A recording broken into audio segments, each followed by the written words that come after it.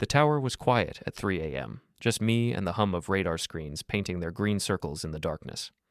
I should have been watching for late arrivals, but instead I was staring at my phone, trying to figure out why my wife Mira had sent a selfie to our family group chat with someone else's hairy arm draped across her shoulder. Before we dive deeper into this story, I have one small request.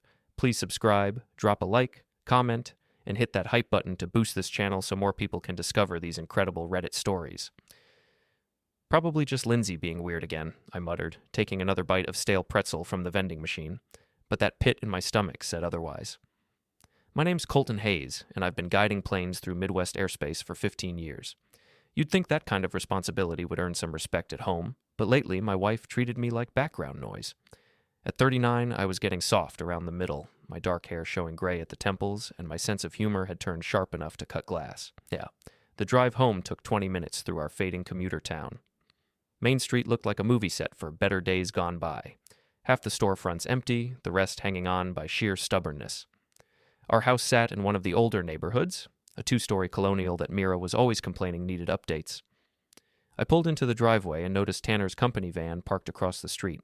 My younger brother worked for some logistics outfit, always bragging about his freedom while I paid a mortgage and health insurance.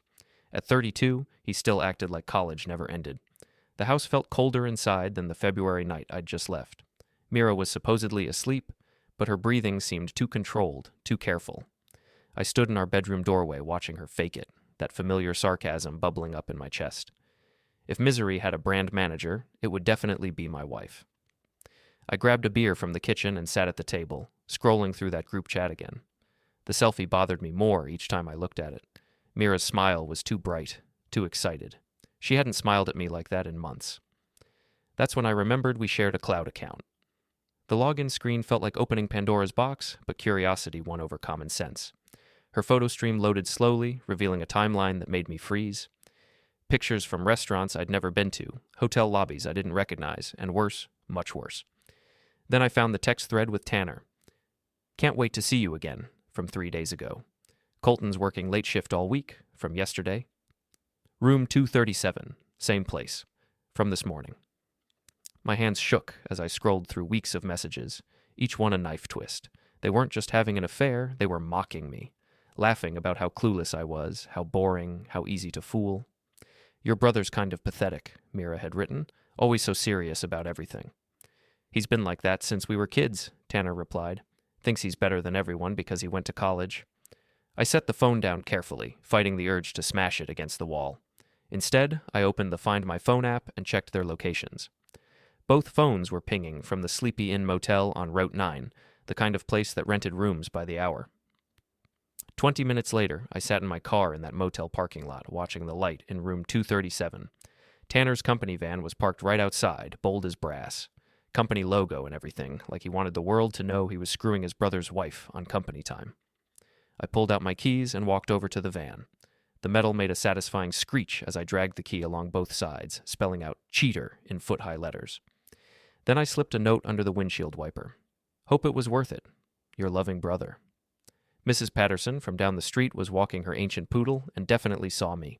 She even took a picture with her phone, the nosy old bat. But I was past caring about consequences. My phone rang as I drove home. "What the hell did you do to Tanner's van?" Mira's voice was pure fury, all pretense dropped. "Oh, you're awake now? Funny how that works. Don't play dumb, Colton. Mrs. Patterson saw you and posted it on Facebook. The whole neighborhood knows." "Good. Maybe they should know what kind of people they're dealing with." "You're going to pay for this," she hissed. "I'm done pretending everything's fine. If you want war, you've got it." The line went silent. I sat in our driveway, looking at the house we'd bought together 7 years ago, and laughed. It wasn't a happy sound. "She wants war," I said to the empty car. "Let's see who wins." The next morning, Mira was gone before I woke up. She'd taken her overnight bag and left divorce papers on the kitchen counter like a breakfast menu from hell. The lawyer's letterhead was expensive, the demands outrageous. She wanted the house, alimony, and half my retirement fund. I called in sick to work and drove to Ray's boxing gym on the rough side of town. Ray Kowalski had been my high school wrestling coach before opening this place 15 years ago. Now he trained kids who couldn't afford the fancy fitness clubs, guys like me who needed somewhere to hit things legally. "You look like 10 miles of bad road," Ray said, wrapping my hands. He was 60-something, built like a fire hydrant, with gray hair and scars that told stories he never shared. "My wife's screwing my brother," I said, throwing a jab at the heavy bag. "Found out last night." "That's rough. You gonna fight him?" "Already started." I told him about the van, the divorce papers, the whole mess. Ray nodded thoughtfully. "Don't hit back yet. Outsmart them. Get dirty, but stay smart. Emotional people make mistakes. Patient people win wars." That afternoon, I started my research. Mira's interior design business was mostly cash under the table, something I'd kept quiet about during tax season. Tanner's company had strict policies about personal use of vehicles. Both of them had gotten sloppy, leaving digital footprints everywhere. The family dinner that Sunday was my first real test. Mom had insisted everyone come, probably hoping to smooth things over like she did when we were kids. The farmhouse was exactly the same as always. Faded wallpaper, creaky floors, and the smell of pot roast that meant serious family business. Mira walked in with Tanner like they were a couple, holding hands right in front of everyone. My parents looked confused and uncomfortable. My sister Jessica kept glancing between us like she was watching a tennis match. "So," Mom said carefully, "Mira mentioned you two are having some problems." "Problems?" Mira laughed, the sound sharp as breaking glass. "Colton's been emotionally abusive for years. Controlling, paranoid, impossible to live with. Tanner and I are together now.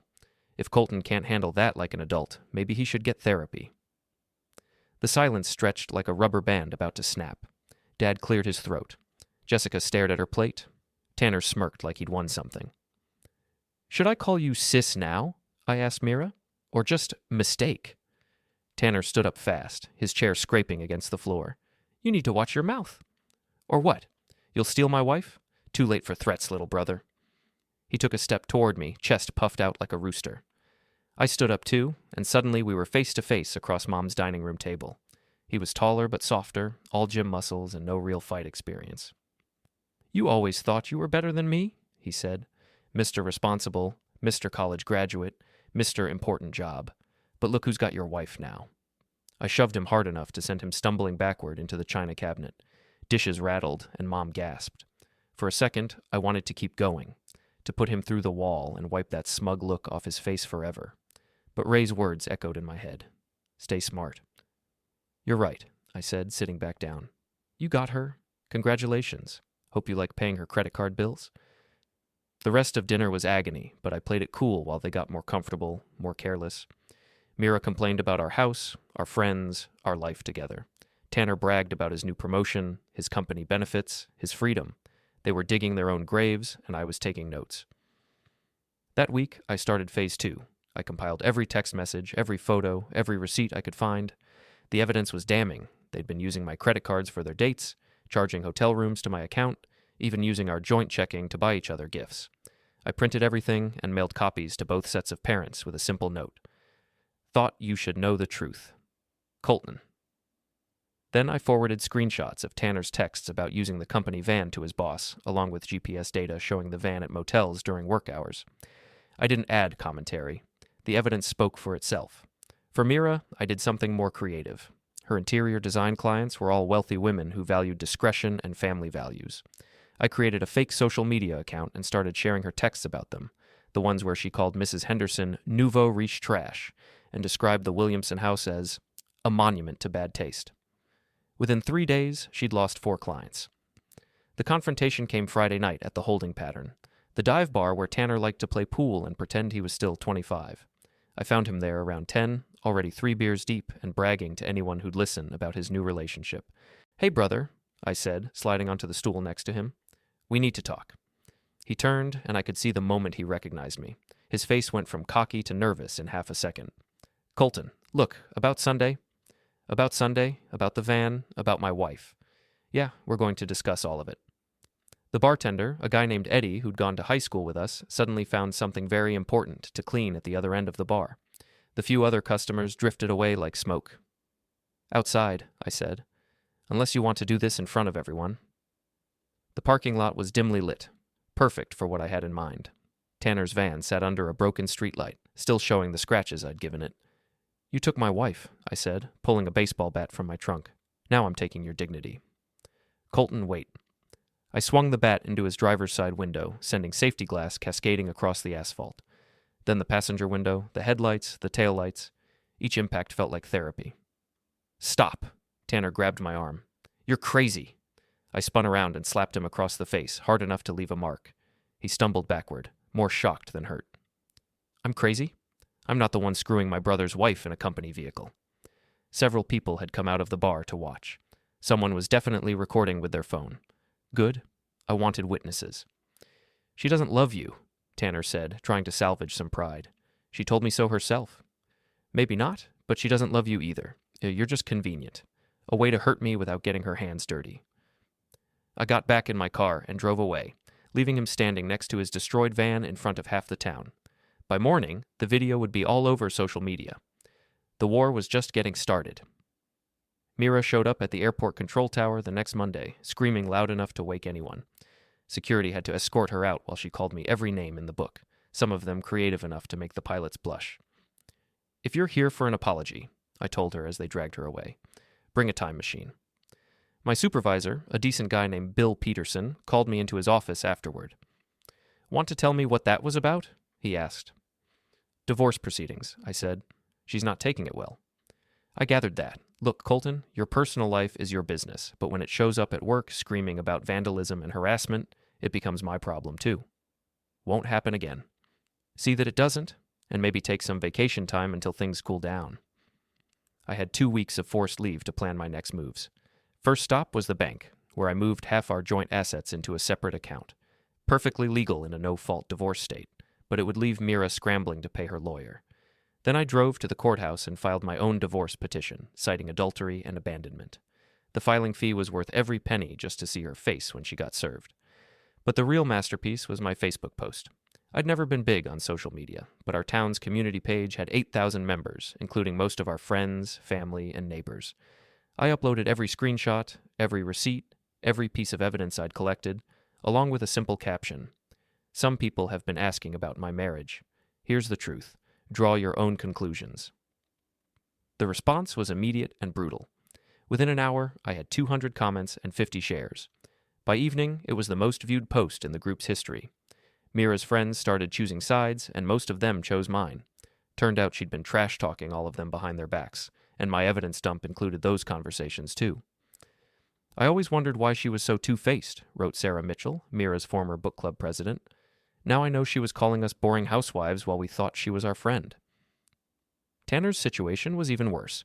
His boss fired him Wednesday morning, citing misuse of company property and violation of the morality clause in his contract. Without his job, he couldn't afford his fancy downtown apartment. That's when they made their biggest mistake. Thursday night, I was driving home from Ray's gym when I spotted Tanner's replacement car, a beat-up Honda Civic, following me. He'd recruited 2 of his drinking buddies, probably promised them money or beer to help intimidate his big brother. I led them on a winding route through the industrial district, past the old furniture warehouse, and down toward the railroad tracks. When I turned into the loading dock behind Murphy's Freight Company, they thought they had me cornered. They were wrong. Ray and 3 of his gym regulars were waiting in the shadows. Tommy Rodriguez, Big Mike Sullivan, and a quiet kid everyone called Ghost. I'd texted Ray an hour earlier with the plan. "Evening, Tanner," I said, getting out of my car. "Brought some friends, I see." The Honda's doors opened and 3 men climbed out, trying to look tough. Tanner's buddies were typical barflies, soft around the middle, more mouth than muscle. They took one look at Ray's crew and suddenly remembered they had somewhere else to be. "This is between me and my brother," Tanner said, but his voice cracked on the last word. "Funny thing about family," I said. "When you betray it, you lose the protection it provides." Ray stepped into the light, and Tanner's face went pale. Everyone in town knew Ray's reputation. "Your brother's been telling stories," Ray said conversationally, "about how he's going to make you pay for embarrassing him. Seems like he needs a lesson in consequences." "I never said that," Tanner protested. "Mrs. Patterson heard you bragging at the grocery store," I lied smoothly. "Something about teaching me a lesson I'd never forget?" Ray nodded to his guys. They surrounded the Honda like wolves circling prey. "Here's what's going to happen," I told Tanner. "You're going to walk home. Your car's going to stay here until morning, and when you come back for it, maybe you'll remember this conversation." "You can't just—" "I can't what? Leave your car in a public parking lot? Pretty sure that's legal." Tommy and Mike started letting air out of the tires while Ghost disconnected the battery cables. Nothing permanent, nothing criminal, just enough inconvenience to make the point.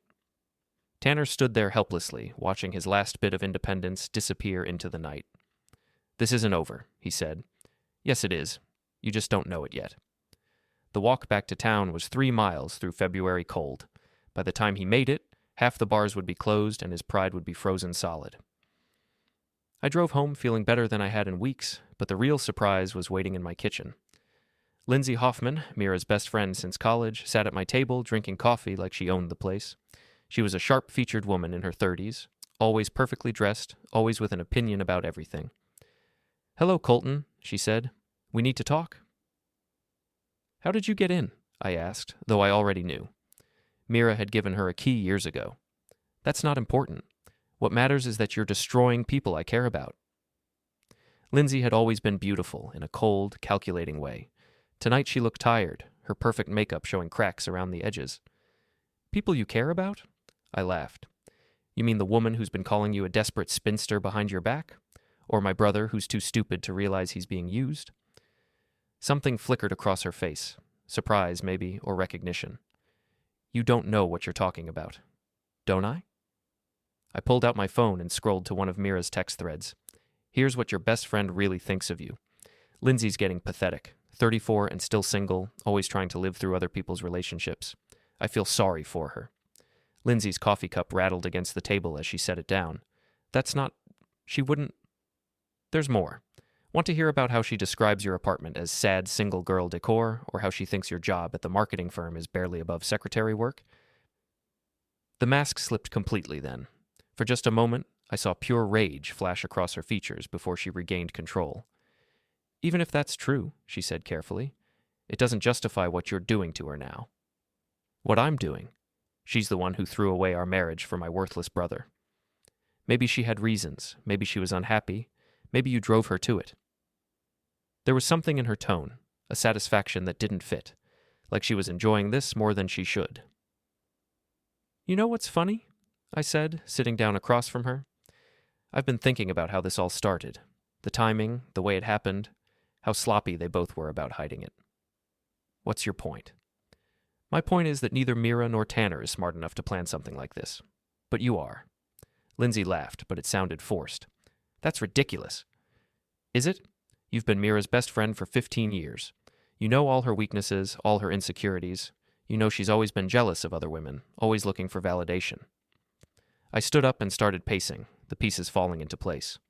"And Tanner, you've met him at family gatherings. You know he's weak, impulsive, easy to manipulate. All it would take is a few conversations, maybe some innocent suggestions about how unhappy Mira seems, how she deserves better." "You're paranoid." "Am I?" "Because I remember now. You were at Jessica's birthday party last fall. You spent a lot of time talking to Tanner, didn't you? And later that night, Mira came home asking weird questions about our marriage, about whether I still found her attractive." Lindsay's poker face was slipping. I could see the truth in her eyes, the satisfaction she couldn't quite hide. "You orchestrated this whole thing," I said. "But why? What did I ever do to you?" "You really don't remember, do you?" Her voice was ice cold now, all pretense dropped. 5 years ago, the Henderson account." It took me a second, then the memory hit like a punch to the gut. Lindsay had been working freelance marketing then, desperate for clients. She'd begged me to put in a good word with my friend Dave Henderson, who was opening a new restaurant. "I told Dave you weren't experienced enough for his account," I said slowly. "He needed someone with restaurant experience." "You told him I was amateur hour and not ready for prime time.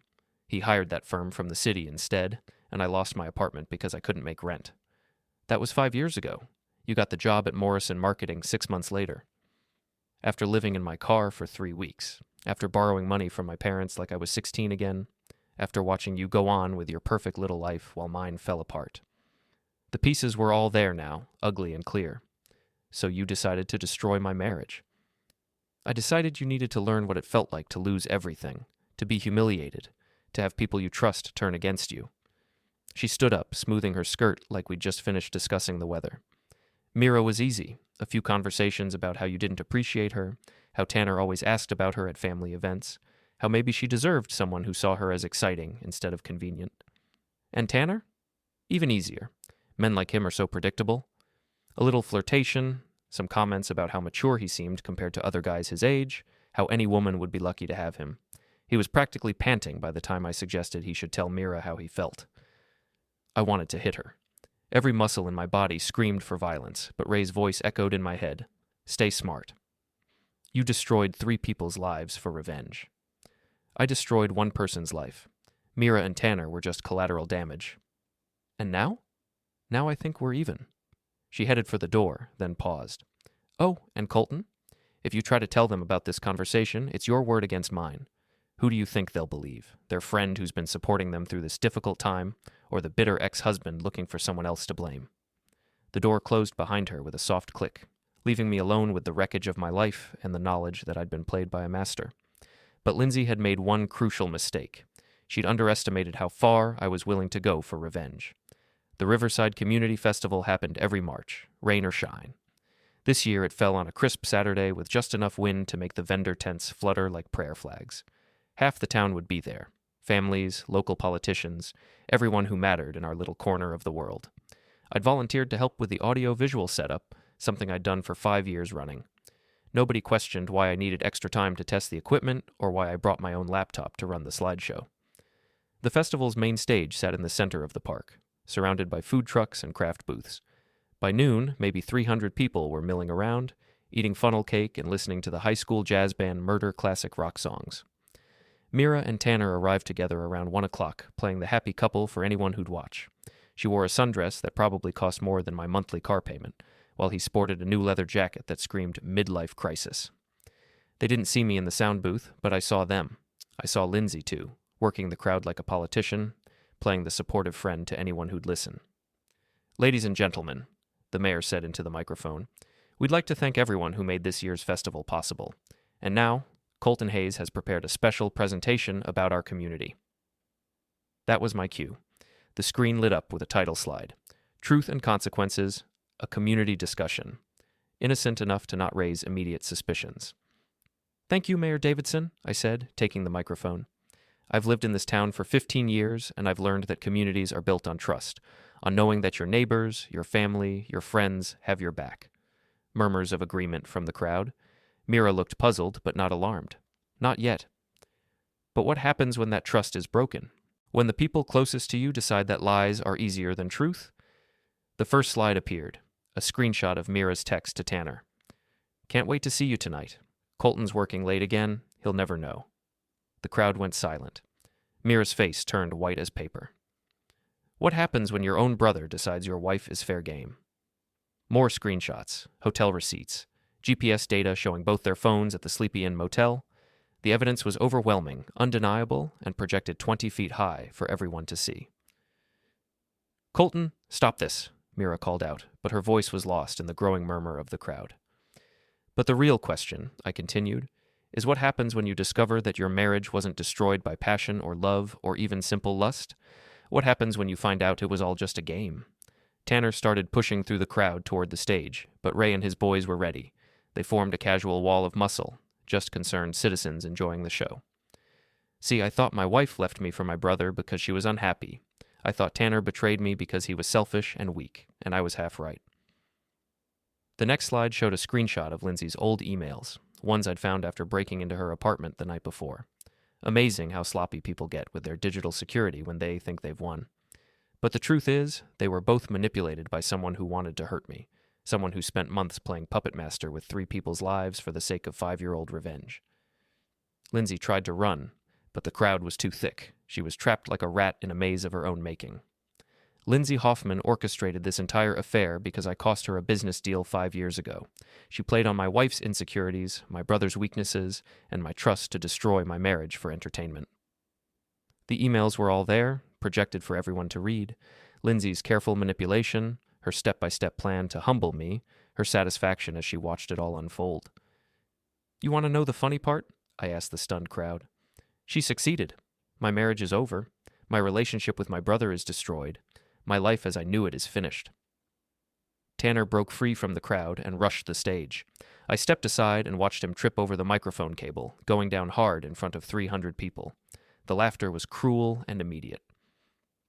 But here's what Lindsay didn't count on, I said, helping him to his feet with mock concern. Sometimes the villain wins. Sometimes the person you're trying to destroy decides to embrace it.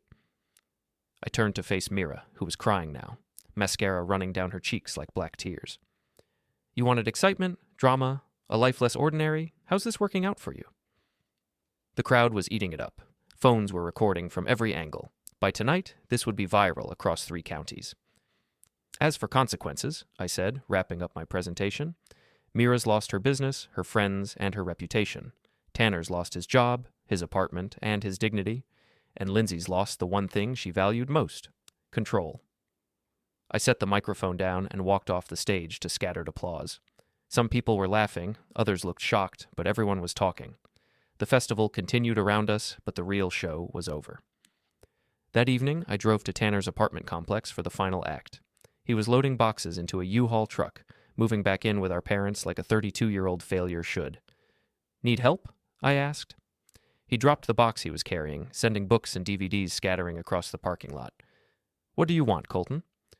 To make sure we understand each other. I pulled out a manila envelope and handed it to him. Inside were copies of his employment contract, the company vehicle policy he'd violated, and a letter from his former boss detailing exactly why he'd been fired. Your next employer is going to ask questions, I said. References, background checks, the usual. This is what they're going to find. You've already destroyed my life. What more do you want? I want you to remember this feeling. The next time you think about betraying family, remember standing in this parking lot, moving back in with Mom and Dad because you threw away everything for a woman who never loved you. He looked older than his 32 years, beaten down and hollow-eyed. She did love me, he said weakly. No, she didn't. She loved the idea of hurting me. You were just the weapon she used. I left him there with his boxes and his regrets and drove across town to Mira's new apartment, a cramped 1-bedroom above the dry cleaner on Main Street. Her BMW sat in the alley behind the building, and I had one last gift to deliver. The spray paint was bright red, impossible to miss in the streetlight, homewrecker across the windshield, liar on the driver's side door, fake friend on the passenger side. By the time she discovered it tomorrow morning, half the town would drive by to see. My phone rang as I finished. Colton? It was Jessica, my sister. Mom wants to know if you're coming to Sunday dinner. Will they be there? Tanner's moving back home, but Mira, Mom uninvited her, said she wasn't family anymore. Then I'll be there. Are you okay? I mean, really okay? What you did today was necessary. Was it? Because you looked scary up there, like someone I didn't recognize. I thought about that as I drove home. The house was empty now. Mira had taken her things while I was at the festival. The divorce papers were signed, the assets divided, the lawyers paid. In 6 months, this would all be legal history. Mira would rebuild her life somewhere else, probably in another town where people didn't know her story. Tanner would find another job eventually, learn to keep his mouth shut and his hands to himself. Lindsay would disappear into whatever hole manipulative people crawl into when their schemes collapse. And me? I'd go back to work, guide planes through the darkness, and sleep better than I had in years. I walked out to the backyard and stood under the oak tree where Mira and I had exchanged vows 8 years ago. The wedding ring felt heavy on my finger, a relic from a life that no longer existed. I pulled it off and threw it as far as I could into the darkness, listening for the small sound it made hitting the ground somewhere in the weeds behind the fence. Sometimes the villain wins, I said to the empty yard. Tonight, I sleep just fine. The house was quiet as I locked the door behind me. Tomorrow I'd put it on the market, take the equity, and start over somewhere new. Maybe closer to the coast, where the air was cleaner and the people didn't know my story. But tonight, I was exactly where I belonged, in the ruins of my old life, victorious and alone.